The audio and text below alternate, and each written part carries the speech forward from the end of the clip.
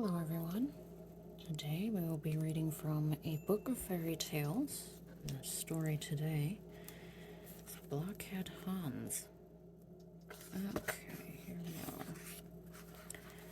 Blockhead Hans. Deep in the country lay the manor house of an old squire. His oldest sons thought themselves so clever that if they had only known half of what they did know, it would have been quite enough.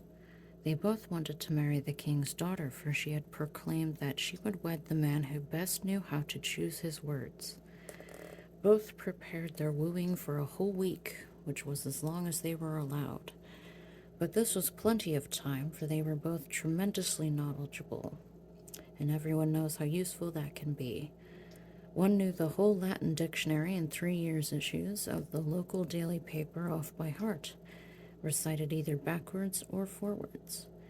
The other had worked at law and knew what each member of the corporation ought to do, so he considered that he could speak excellently on state matters and give his opinion.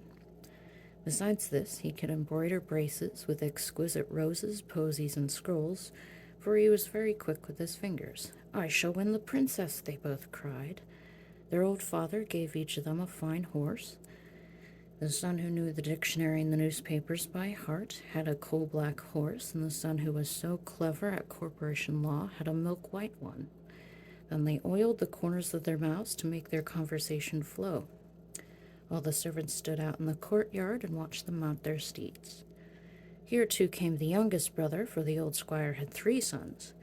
He was not counted with the others, for he was the dunce of the family, and everyone called him Blockhead Hans. "Hey," said Blockhead Hans, "where are you going? You have your Sunday suits on." "We are off to court to woo the princess. Don't you know what the whole country knows?" And they explained that the princess was looking for a husband, and that they were going to woo her. "Hooray, I'll go too," cried Blockhead Hans. "I must have a horse as well. How I long to be married. If she wants to have me, she will." "Stop all that nonsense, Hans," said the old squire. "I am not going to give you a horse. You cannot speak properly. You do not know how to choose your words. Your brothers are very different lads." "Well," said Blockhead Hans, "if I can't have a horse, I shall ride on the goat. He is mine." So after his brothers he went. He sat astride the goat, struck his heels in its sides, and came rattling down the road like a whirlwind. "Hoppity hop, what a ride! Here I come, whoopee!" yelled Blockhead Hans, and he sang at the top of his voice so that the echoes rang both far and near. His 2 brothers were ambling on in silence.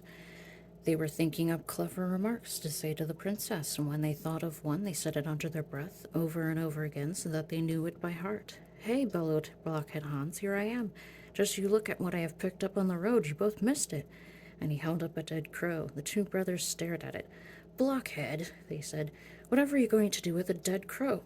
"Why, I shall give it to the princess," said Blockhead Hans. The brothers looked at each other and laughed. "You do that," they said. "The princess will be delighted with a dead crow." And they galloped on, still laughing at Hans, but he took no notice of them. Not long afterwards, the brothers heard Hans calling them again. "Slap! Bang! Here I am again! Look what I've found now! Not something you're lucky enough to find in the road every day." Brothers turned round to see what it was. "Blockhead," they jeered. "This is an old broken wooden shoe. Is that for the princess too?" "Of course," said Blockhead Hans, and his brothers tittered and rode on ahead some distance. "Slap! Bang! Here I come again!" shouted Blockhead soon afterwards. "This is better than before. This is really splendid." "Now what?" said the brothers, reining in their horses. "The princess will marry me straight away when she sees this," said Blockhead Hans, and he held up a large lump of mud. "Why, this is nothing but mud, straight from the ditch," exclaimed his brothers. "Of course," said Blockhead Hans, "the very finest. See how it trickles through my fingers." Blockhead Hans filled his pocket with mud from the ditch, and his 2 brothers galloped off in a cloud of dust. Their horses' hoofs struck sparks from the cobblestones.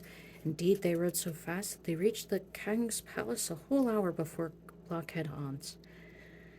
As each suitor arrived, he was given a number and told to line up with the others. The suitors were queuing in rows of 6, and they were so tightly packed together they could not even raise their arms. And what a blessing this was!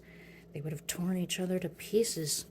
Otherwise, they were all so jealous of one another. Huge crowds of onlookers thronged the palace, and all waited eagerly for the princess to receive her suitors. As each suitor came into the throne room, he was quite overcome by the richness and splendor of it all, and all his fine speeches would go clean out of his head. "It does not matter," the princess would say, "away with him." At last she came to the row where the brother who knew the dictionary by heart was waiting his turn. But he had become more and more nervous waiting in the long queue, and now he couldn't even remember the words beginning with A. He shifted uneasily from one foot to the other, and this made the floor creak. He looked up at the ceiling, and this made him feel even more confused, because the ceiling was made of mirrors, and he looked as if he was standing on his head. There was dead silence while everyone waited for him to speak. By each of 4 big bay windows stood a newspaper man, 3 reporters, and an editor. They were each writing down all that was said to publish it in the penny press the very next day. But the brother was dumb, and the princess was looking rather fidgety and impatient. The fire at one end of the room burned brightly. "Hot, isn't it?" mumbled the tongue-tied brother at last. "Naturally," said the princess. "My father's roasting young chickens." "Ahem," said the brother, and stood looking silly. He had not been expecting such an ordinary remark from someone as extraordinary as a princess. And though he longed to give a witty reply, he was quite lost for words.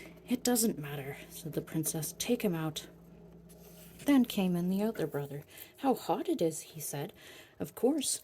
We are roasting young chickens today," said the princess, and waited for him to say something. "How do you, said the brother and faltered. Each of the 4 newspaper men wrote down, "How do you, Never mind," said the princess. "Away with him." There were hardly any suitors left now, and still the princess hadn't found a husband. Then, clatter, into the splendid throne room rode Blockhead Hans on his goat. The watching courtiers gasped and stared. The newspaper men nudged each other and snickered. "The princess won't even bother to talk to him," they said. But the princess smiled at Blockhead Hans, and he jumped off his goat. "Whew, how roasting hot it is in here," he said. "Of course. We're roasting young chickens today," said the princess. "Fine," said Blockhead Hans, looking very pleased. "Then can my crow roast them?" "With great pleasure," said the princess, and she smiled at Hans again. "But what will you roast your crow in, for I have neither pot nor pan?" "See," said Blockhead Hans, as he took out the old wooden shoe and tucked the dead crow into it. "Here's a cooking pot with tin rings. What a fine dish it will be," cried the princess. "But we have no gravy." "Yes, we have," said Blockhead Hans. "I've plenty in my pocket, so much that I can easily throw some away." And he tipped some of the mud in his pocket out on the floor. "I like you," said the princess. "You can answer and you can speak. Yes, I shall marry you. But did you know that everything we are saying has been taken down for tomorrow's newspapers? By each window stand 3 reporters and an editor, and that old editor is the worst. He doesn't understand anything." She said this to tease Hans. The reporters snickered, and each dropped an inkblot. "Oh ho, are these the great people?" said Blockhead Hans. "Then the editor shall have the best." Saying this, he emptied his pocket and threw the mud in the editor's face. "How neatly done!" exclaimed the princess. "I couldn't do that, but I shall soon learn." Blockhead Hans became king, got a wife, a crown, and a throne. And this we still have damp from the presses of the editor and the reporters, and they are not to be believed for a moment. And that was the story of Blockhead Hans from the Dean's Book of Fairy Tales. If you enjoyed that, please feel free to subscribe or like and comment. And thank you for visiting my channel. I hope you have a wonderful day.